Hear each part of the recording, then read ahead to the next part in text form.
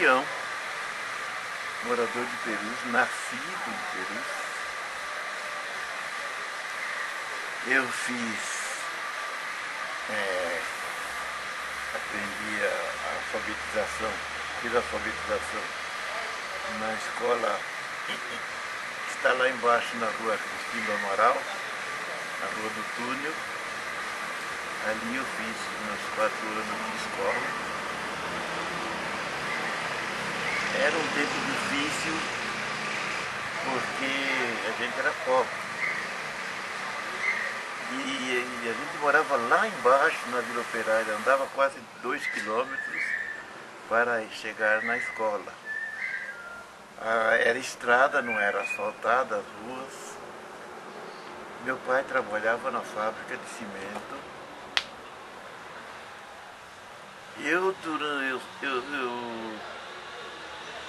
Na escola eu fui um bom aluno, apesar disso gerava assim um certo desconforto com alguns colegas da escola. Tinham mais dinheiro, mas não tinham tanta inteligência, então existia uma certa diferença ruim nisso tudo. Naquele tempo Perus era servido, a gente ia para a cidade dos trens de madeira. Era a estrada de ferro Santos a Jundiaí, que atendia todos os passageiros. Era tudo diferente, né? Depois Perus começou a crescer, e uma coisa que fez crescer muito o número de habitantes em Perus foi a fábrica de cimento. Quando a fábrica começou a funcionar, começaram a aparecer pessoas de todos os lados indo trabalhar na fábrica, e de todas as raças também. Falo de raças porque Perus tem uma vila hungaresa, uma vila operária, né, e uma vila fantom, que era de maioria de italianos que moravam lá. Então, nesse tempo, todo mundo tinha aquela intenção, vir trabalhar na fábrica, trabalhava, depois adquiria um lote de terra, construía uma casinha, e foi assim que Perus foi crescendo. Eu lembro muito de Perus, da travessia que a gente fazia sobre os trilhos da estrada de ferro, que tinham as porteiras e elas eram abertas manualmente. E nós, moleques, gostávamos de ficar ali na porteira. Quando o cabineiro liberava para a gente abrir a porteira, a gente abria e os carros passavam e davam sempre alguma moedinha para a gente. Para nós era alguma coisa boa no fim da tarde. A minha localização aqui em Perus, ali em frente o Suzana de Campos, eu morei ali uns 10 anos. Quando nós mudamos daqui da frente do Suzana, que não era Suzana ainda, né? Para lá, a Vila Operária, foi em 1939 que a gente foi para lá. E eu terminei a escola em 1946. Naquele tempo, toda pessoa que tinha intenção de prosseguir de se estudar mais à frente, teria que ir na Lapa para conseguir fazer. A gente só tinha ginásio, depois a maioria do estudo teria que ser assim. E a gente pobre não tinha condições de estudar, não. Então, eu assim que saí, eu ainda estava na escola ainda, antes de sair, de tirar o diploma da escola, meu pai morreu. Isso foi um baque para mim, porque eu estava com 10 anos, mais ou menos. E foi difícil de aceitar a morte do meu pai. Mas depois eu arranjei um emprego, fui logo trabalhar e foi uma sucessão de empregos depois. Mas é aquele negócio. Naquele tempo você só podia tirar uma carteira profissional se você tivesse mais de 14 anos. Se não tivesse 14 anos, não conseguia tirar a carteira. Então eu fiquei muito tempo assim, sem conseguir arranjar um emprego registrado. Até que, quando eu completei 18 anos, eu consegui emprego numa firma, daqui de Perus mesmo, e fui registrado. Eu fiquei nessa firma mais 9 anos. Quando eu saí dela, eu já tinha casado, eu já tinha um filho. E agora, o bairro em si, naquele tempo era toda dificuldade, né? Transporte era o trem, não tinha ônibus. O primeiro táxi que veio em Perus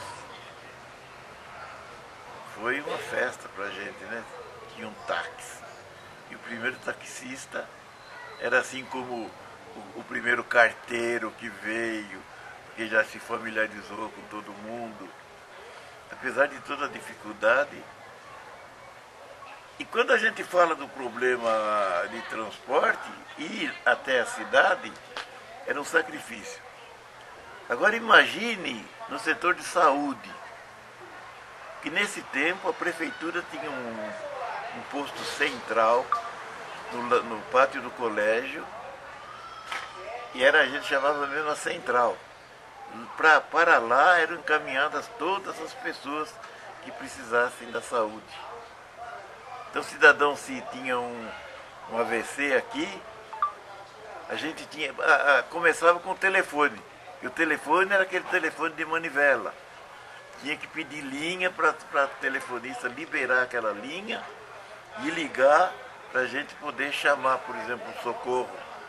Aí chamar a ambulância de lá do pátio do colégio até ela vir em Perus, pegar o cidadão e levar para o hospital. Então era um negócio muito difícil. Bom, com a morte do meu pai, fiquei eu e mais 3 irmãs. Então eu assumi totalmente que eu era o arrimo de família e que eu tinha a obrigação de cuidar de minha mãe e das minhas irmãs. E assim eu fiquei trabalhando numa firma 9 anos. Depois eu me casei quando ainda trabalhava nessa firma e vim morar aqui na Vila Hungaresa. Aí na Vila Hungaresa eu morei 23 anos.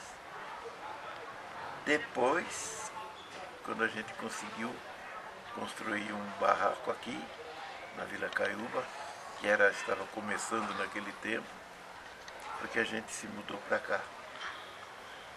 E naquele tempo,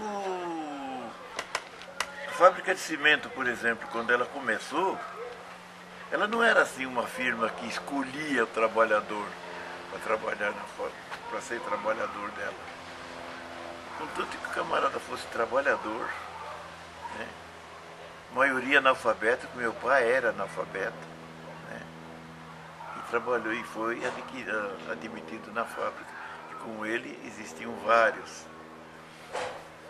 Para nós, existia uma coisa que era muito interessante, é que a fábrica de cimento tem as jazidas de calcário em Gato Preto, próximo de Cajamar. Então o trenzinho ia todo dia buscar uma carga de calcário para trazer para a produção do cimento aqui na fábrica. E eles tinham sempre um vagão que podia carregar passageiro. Então a gente ia passear em Cajamar nesse tempo, pegava o trenzinho, ia dar uma volta em Cajamar e voltava. E eu vi Perus crescer muito. Eu vi construir a Escola Suzana de Campos, depois vi construir o ginásio Gavião Peixoto,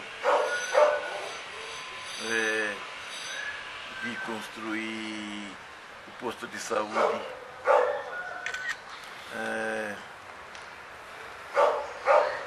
vi construir o viaduto, né?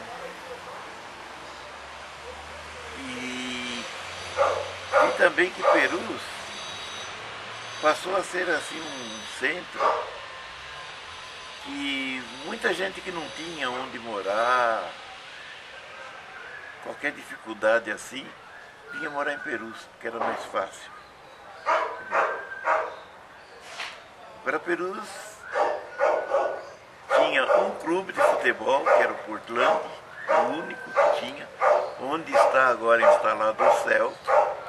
Lá era o campo do Portland. E existiam duas indústrias de mineração de caulim. Uma na Fazendinha e a outra no sítio Areião. E essas firmas também costumavam usar trabalhador, pegar trabalhador que não era necessário que fosse alfabetizado, mas que fosse bom de trabalho. E com isso eles exploraram muita gente. A lavagem de caulim, a produção de caulim era um trabalho bruto, mas essa gente se sujeitava a tudo isso e eles enriqueceram às custas desse povo.